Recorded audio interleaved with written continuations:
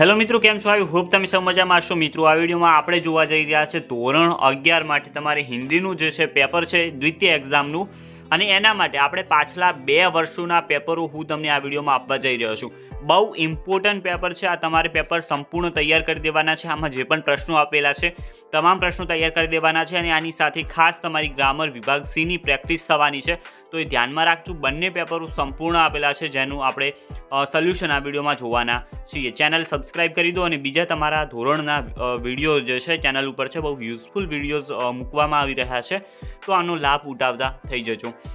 વિભાગ એથી આપણે શરૂઆત કરી લઈએ। પહેલા પેપર જોઈ લઈએ, જેમાં પહેલો તો વિકલ્પ આપેલો છે કે કવિ ने मनोरथों को कैसा मानने के लिए कहा है, तो એ સમાન આવશે।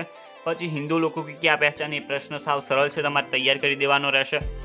પછી લિંકન કા પુત્ર કભી ન કભી ક્યાં દેખેગા, બહુ ઇમ્પોર્ટન્ટ છે, લિંકનવાળા પાઠમાંથી ઘણી વખત પૂછાય છે, તૈયાર કરી દેજો। મોટા પ્રશ્નો તમે જોઈ શકો છો કે ચંપા कैसे कैसे उद्यम करती है, અને સારી બાજી હારકર ભી બાજ લોગ અલમસ્ત ક્यों રહેતે હૈ। વિભાગ બી તમે હવે મિત્રો જોઈ શકો છો, ગદ વિભાગનો છે, જેમાં પહેલો વિકલ્પ છે અજંતા की गुफा के समीप कौन सी नदी है, તો બહાદુર આવશે। એના પછી એક વાક્યમાં ઉત્તર લખવાનો છે તમારે। हिंदुत्व के नाम पर किसने अनर्थ किया है, तो એ લખવાનું રહેશે। અને 2-3 વાક્યમાં ઉત્તર લખવાના છે। લેખક और आज़ाद के बीच पारस्परिक आदर क्यों बढ़ता गया, स्कूल वालों ने जगतू की माँ को क्यों निकाला। એના નીચે મોટા પ્રશ્નો જે છે, मुन्नी को कौन सी बात समझ में नहीं आई, ओके, અહીંયા મિસ્ટેક થયેલી છે, कौन सी बात समझ में नहीं आई, અને लोगों को हिंसा के बजाय सरल जीवन क्यों पसंद है। એના નીચે પછી મિત્રો વિભાગ સી બહુ ઇમ્પોર્ટન્ટ છે, ગ્રામર વિભાગ, જેમાં પહેલા સમાનાર્થી છે। અભિશાપ તો આવશે તમારી બુરાઈ, ઓકે, અભિશાપ એટલે કે બુરાઈ આવશે। અપરાધ એટલે કે આવશે ગુનાહ, જે તમે લખેલું જોઈ શકો છો, ગુનાહ। પછી વિલોમ શબ્દ છે, વિશુદ્ધ તો શુદ્ધ આવશે, જુગાના તો ઉઠાના આવશે। પ્રત્યય અલગ કરવા છે, સાહિત્યિક તો સાહિત્ય પ્લસ ઈક આવશે, સાહિત્ય પ્લસ પાછળ તમારે લખવાનું રહેશે ઈક, ઓકે, આજના ઈક, સાહિત્ય પ્લસ ઈક। અને કાયર પ્લસ તા આવશે। પછી ઉપસર્ગ અલગ કરવાનું છે, આજીવન તો આ પ્લસ જીવન આવશે, અને બેબસ તો બે પ્લસ બસ આવશે। મુહાવરો જોઈ શકો છો, આગ लगाकर जलना, स्वयं नष्ट होना, અને મન હલકા હોના મીન્સ કે શાંતિ મિલના। એના નીચે વિભાગ ડી હવે જોઈ શકો છો, જેમાં પહેલું તો મિત્રો તમારે એક પત્ર પૂછાતો હોય છે, બહુ ઇમ્પોર્ટન્ટ છે, પત્ર લખતા શીખી જજો, પત્ર આવતો હોય છે।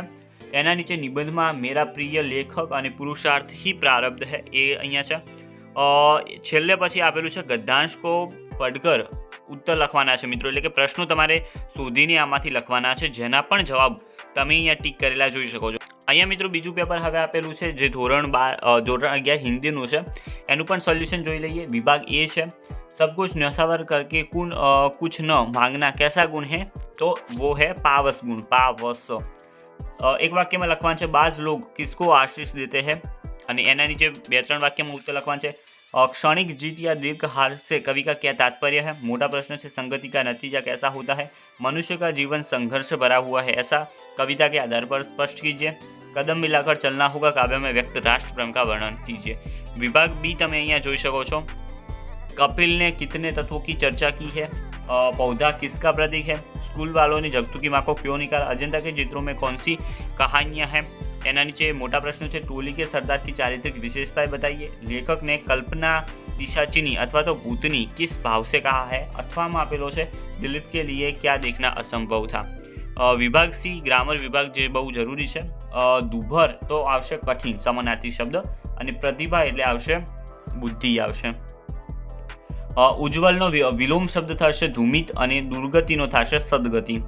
ઉપસર્ગ છે નિર્વિકાર, તો નીર પ્લસ આકાર, નીર પ્લસ વિકાર, નીર પ્લસ વિકાર, અને દુર્જન તો દુષ પ્લસ જન, ઓકે।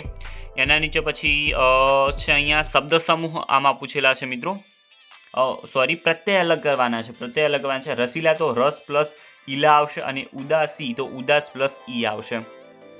મુહાવરો છે દિલ કા મેલ દૂર હોના, અને आग लगाकर जलना यानी कि स्वयं नष्ट होना।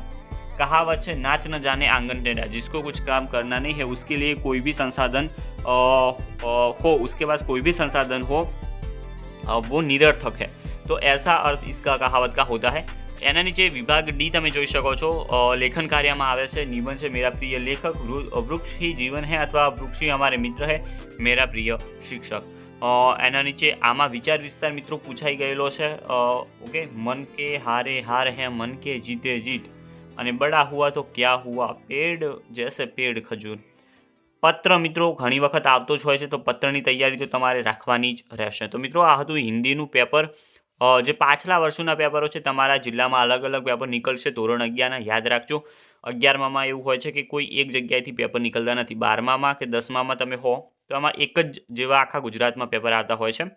તો એ ધ્યાન રાખજો મિત્રો. તો એ રીતના તમે તૈયારી કરજો. આની સાથે બીજા વિષયના વિડીયોઝ પણ ચેનલ ઉપર છે, એ પણ જોતા રહેજો. મળીશું નવા વિડીયોમાં. ત્યાં સુધી ગુડ બાય.